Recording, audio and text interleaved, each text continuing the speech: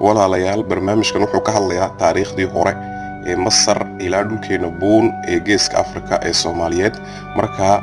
fircoon marka ay dadku maqlaan waxay naclad iyo habaar bay la soo ordaan marka waxa leenahay boqorro badan baa jiray oo kamid ahaa Masar fircoon wuxuu ahaa kii eriyaday Yahuudda iyo Nabi Muuse laakiin waxaa jira boqor Nabi Ibrahim soo dhaweeyay oo Hajar siiyay boqor kale waxaa jira Nabi Yuusuf soo dhaweeyay boqorro badan baa jiray marka in la isku wada laaqin oo naclad iyo waxa la soo dadegin ilaa taariikh baan baranaynaa dadkii hore ee Qurayshtaba waalidadoodu waxay hayeen dad sanabiye waxa caabuda laakiin taariikhdoodii waxaana waa la dhigtaa dhibaato ma jirto haddaan dhigano taariikhdeenii hore assalaamu calaykum waraxmatullaahi wabarakaatuh magacaygu waa Cabdisalaam Maxamuud Xuseen oo ku magac dheer Arnabad marka arday baan ka ahaan jiray Faransiiska waxaan soo dhigtay master degree ku saabsan taariikhda iyo bulshada iyo maxaa la yiraahdaa ilbaxnimada hore oo la yiraahdo histoire des civilisations falsafadna waan dhigan jiray marka master kaloo labaadna waan soo sameeyay oo kaasilo ku salaysan yahay aqoonta bulshada amba bini aadamka anthropology social la yiraahdo gaar ahaan siyaasadda caafimaadka iyo dhaqanka marka waxaan isweydiiyay markaan Faransiiska joogay kaga bilow 2007 ilaa 2015 gaariso waxaan isweydiiyay dhaqankeenii hore muxuu ahaa dadkeena Soomaaliyeed maxay ku lahaayeen taariikhda nolol dhigay badnayd markaas sida walibana looga baxo isir wareer waxaan u saaray ileen waxay yiraahdaan af Soomaali lagu yiraahdo Faransiis lagu yiraahdo crise identitaire Soomaalidu oo ku dhan waxay isweydiiyaan markaste halkii ka yimaadeen Carabba Mashiina maxaa la yiraahdaa ma Hindiba lama kala garanayo marka kaartiga imika aan tusayo markaad aragtiin waa Afrika waxaan ku noolnahay markaas kaartigo kale wuxuu caawinayaa jaanto ayaa af Soomaali la yiraahdaa wuxuu caawinayaa inaan garanno inaan Afrika horta ku noolnahay kadibna waxa weeyaan dhulkeenii hore waxa la oran jiray taariikhda sida lagu garanayo buun baa la oran jiray oo Faransiisku yiraahdo amba punt amba gaaladuna ay Ingiriiskuna punt yiraahdaan marka xadaarada weyn baa jirtay ilbaxnimada weyn baa jirtay oo xiriir la lahayd Masaarida ay xiriir la lahayd marka boqorrada Masaarida waxay iyagu qoreen inay ka soo jeedaan buun ilbaxnimada la yiraahdo oo awooyaashood halka ka yimideen markaas marka la dhiganayo maxaa la yiraahdaa cilmiga iyo sayniska waxa la yiraahdaa geeska Afrika laga kala socday laakiin dadkan Masaarida iyagu si cad ay u taswiireen dadkii buun deganaa oo maxaa la yiraahdaa ku noolaa oo dahabna iibin jiray bahaayeen oo maxaa la yiraahdaa oo le dahab iyo ciidan iyo far iyo wax kasta le fartaana waxa la oran jiray sumado nidir ayaa la oran jiray fartaana imika af Greek waxa lagu yiraahdaa hieroglyph baa la yiraahdaa oo ka timiday hieroglyphos waxay ka dhigan tahay lettre sacrée waa fartii nacam muqaddaska ahayd ay ka dhigan tahay laakiin afraaciini marka lagu sheego waa sumado nidir waa sumadihii wanaagsanaa ee barakaysnaa ay ka dhigan tahay marka saad kaartiga ku arkaysiin waxa jiray boqor mideeyay waagi hore ilaa Masar labay kala ahayd Masar hadii la soo qaado waa af Carabi ay noqonaysaa laakiin magaceegii hore waxa la oran jiray Khamid baa la oran jiray Khamid oo kamid ah wax madow imika markuu dhulku gubto amba meel gubto madoobato maxaa khimkhimaya baan oranaa marka iyagu waxay oranayeen Khamid wixii gubtay wixii madoobaaday sidaas baa la oranayay marka kuwa degana Khamidu baa la oran jiray amba kuwa madowna way oran jireen madowguna wuxuu ahaa erey kamid ah fartooda ileen waayo waxay yiraahdeen waxaan ka soo jeednaa dhulka buun marka isku afna waa noqonaynaa isku dhaqanna waa noqonaynaa isku awoowna waa noqonaynaa marka awowgo hore la sheego waxa la yiraahdaa aw isir baa la yiraahdaa sida sawirka ku arkaysiin muuqaalka aw isir wuxuu ahaa kii ugu horeeyay ee maxaa la yiraahdaa ay sheegtaan bunayinta dadka buun deganaa iyo dadkan Masar deganaa oo sidoo arkaysiin waa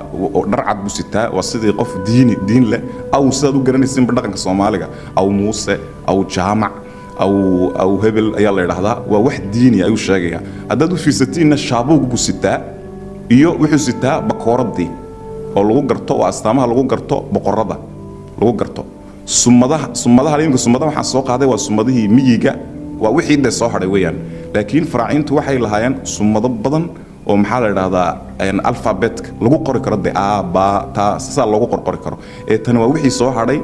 reer miyigu uu haysanayay maxaa la yiraahdaa uu ku kala garanayay de ceelalka amba geela waxa ku dhan uu ku kala garanayay markaas ya Osiris waka af Farsiis Osiris baa lagu dhahdaa laakiin af Soomaali waa aw isir weeyaan marka aw isirna wuxuu qabay bay yiraahdeen Isis oo af Farsiis lagu dhahdo laakiin city aw isir city buu qabay oo islaantiisa ahayd hore marka waxay dhaleen hore ina la dhahdo hore waxay ka dhigan tahay waa inakii ugu horeeyay ay ka dhigan tahay oo boqorkii ugu horeeyay weeyaan af Greegna wuxuu noqonayaa Horus buu noqonayaa Horus ayuu noqonayaa af Greeg markaas taa waa in la ogaado waa wixii ugu horeeyay la garan karo weeyaan xiriirna waxay isla lahaayeen xiriir dhaqaaleed bis la lahaayeen dahabka ayay kala gadan jireen ilaa 3,000 sano iyo 4,000 sano ka hor dhalashadii Nabi Ciise avant Jesus Christ ay dhahdaan marka imika waxaad arkaysiin waa run Soomaalidu waxay ka soo jeedeen dadkan saan u sheegay markii horeba buun bay ka soo jeedeen buuna waa geeskan Afrika ay Soomaalidu deganaayeen weeyaan waa in asal loo ogaado geeskan Afrika ay Soomaalidu deganaayeen weeyaan marka waxay ku iman jireen doon bay ku iman jireen amba waxa la soo mari jiray badda cas amba waxa la soo mari jiray halkan buuraha marka bay oran jireen imika waxa weeyaan waa nixisi waa general amba abanduule nixisi la yiraahdo boqoradda waxa soo dirtay Hatshepsut la yiraahdo magaceega marka aan afraaciin ku akhriyay waxay noqotay libaaxadda shaabuuk sidaba noqotay marka gaaladu magacdii faraaciinta ay soo koobeen marka doonaysiin inaad dhigatid cilmigan Egyptology-ga waa inaad si fiican u baratid farta faraaciinta oo siday u akhrinayaan gaaladu ma ahine si kale aad u akhrisid weeyaan marka libaaxadda shaabuuk sida ay Hatshepsut bay yiraahdeen boqoradda baa soo dirtay sida xiriirkii u soo celiso ay la lahayd dhulkan Soomaalida ee buun la oran jiray marka sidaad u arkaysiin waa ciidan dhan waxa yimiday ilaa 5 dooni bay wateen oo waxay yimaadeen geeskeena Afrika waa 1495 ka hor dhalashadii Nabi Ciise marka imika hadii la xisaabiyo waxay noqonaysaa ilaa 4,000 sano in laga joogo ay noqonaysaa marka boqorkan wuxuu la kulmay boqorkii iyo boqoradii buun ayuu la kulmay oo la oran jiray gaaladu waxay dhahdaan barraxu bay dhahdaan laakiin caadi ahaan marka loo akhriyo waa barraxu weeyaan barraxu baa la dhahdaa imika waxa jirta islaan haysta jirtay oo Khadiija barraxu la dhahdo waa magac si baabaya ilaan badanka magacadii Carbeed baan qaadanay markaan muslimnay qarnigii 7 ilaa 8 ilaa 9 markaas magacadii hore ayaa baxaya tan kalena waa Hadiyo weeyaan boqoradan sidaad u arkaysiin waxay seetaa garayskii dharkii caddaay Soomaalida iyo duubkii raas sare ee maradaha ee madaxa ay ku xiran jireen odayguna wuxuu sitaa qol xad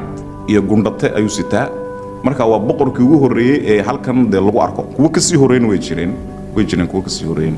marka imika waxay u sidaan hadiyadna way u sideen kuwan faraaciinta ayaa hadiyad u keenayay haday tahay wixii lagu soo sameeyay dhulkan Masar iyo kuna waxay marka ay siinayeen wixii dhulka buun lagu sameeyay sida dahabka haday tahay saafaf waxba la kala gadanayay adu waxba isweydaarsi baa jiray saad ku arkaysiin sawirkan isweydaarsi baa jiray haday dahab tahay iyo haday tahay ba qalab kale oo lagu sameeyay buun waka imika waxay sidaan kuulahan badan bay sidaan iyo halkan saad u arkaysiin qol xadoo kale weeyaan marka faraaciintii baa intan soo bandhigtay waxa qalabkaaga ku dhan iyo macdanta bay soo bandhigeen kadibna qoladan waxa lagu garanayay Soomaalidii hore ee buun la oran jiray fooxa iyo kuba dahab way lahaayeen marka macdanta baa jirtay waxaaba la kala gadan jiray markay yimaadeen dhulka buun maxay ku hadlayeen faraaciintu waxay ku hadlayeen afka ay ku hadlayaan dadkan geeska Afrika ee Soomaalida bay ku hadlayeen oo markaa buu boqorku oran jiray war ma buurtaad ka timideen mise baddaad soo marteen ayuu ku oran jiray marka saas waa in loo ogaado turjumaan uma baahnayn siday sheegayso Deroche Noblecourt oo